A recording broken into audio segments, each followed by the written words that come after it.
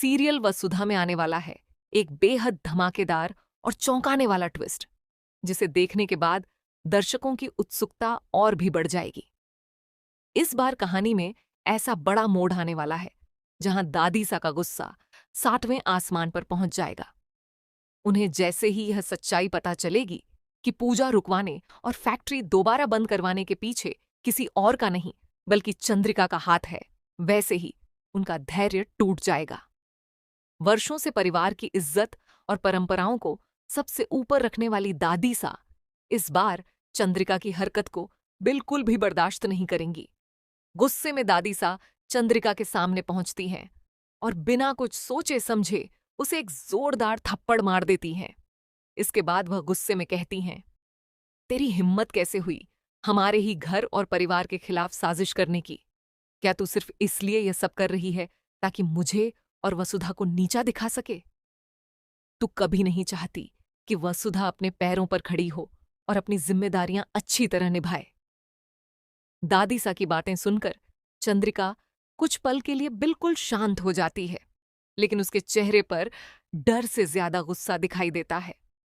वह खुद को बचाने की कोशिश करती है, मगर इस बार दादी सा उसकी कोई बात सुनने को तैयार नहीं होती। परिवार के बाकी सदस्य भी यह सब देखकर हैरान रह जाते हैं, क्योंकि उन्होंने पहली बार दादी सा को इस तरह गुस्से में देखा होता है। दूसरी तरफ वसुधा लगातार परेशान रहती है। उसे समझ नहीं आता कि आखिर एक के बाद एक उसके साथ इतनी मुश्किलें क्यों आ रही हैं। वह सोचती है कि आखिर उसने ऐसा कौन सा गलत काम किया है जिसकी वजह से हर बार उसकी खुशियां उससे छिन जाती हैं।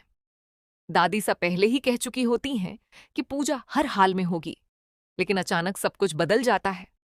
इसी बीच चंद्रिका अपने देवर को फोन करती है और सख्त लहजे में कहती है कि चाहे कुछ भी करना पड़े, लेकिन कल पूजा नहीं होनी चाहिए। वह उसे साफ शब्दों में आदेश देती है कि इस काम की पूरी जिम्मेदारी उसकी होगी। चंद्रिका की इस चाल के बाद अगले दिन कुछ महिलाएं फैक्ट्री पहुंचती हैं और वहां ताला लगा देती हैं। वे घोषणा करती हैं कि अब यह फैक्ट्री तब तक नहीं खुलेगी जब तक उनकी शर्तें पूरी नहीं होंगी। ये सब देखकर वसुधा पूरी तरह टूट जाती है। उसकी मेहनत, उसके सपने और उसकी उम्मीदें जैसे एक पल में बिखर जाती हैं। वह रोते हुए चंद्रिका के पास जाती है और हाथ जोड़कर कहती है, देवी हुकुम, कृपया मेरी मदद कीजिए। किसी तरह फैक्ट्री खुलवा दीजिए। अगर फैक्ट्री बंद रही तो बहुत लोगों का नुकसान हो जाएगा। लेकिन चंद्रिका के दिल में वसुधा के लिए कोई हमदर्दी नहीं होती।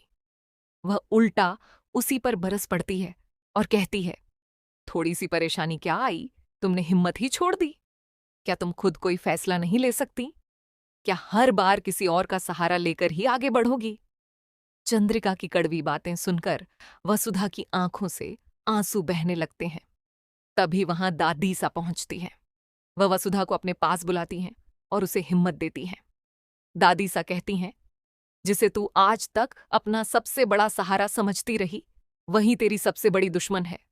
वह कभी नहीं चाहेगी कि तू आगे बढ़े, क्योंकि तेरी सफलता उसकी हार बन जाएगी।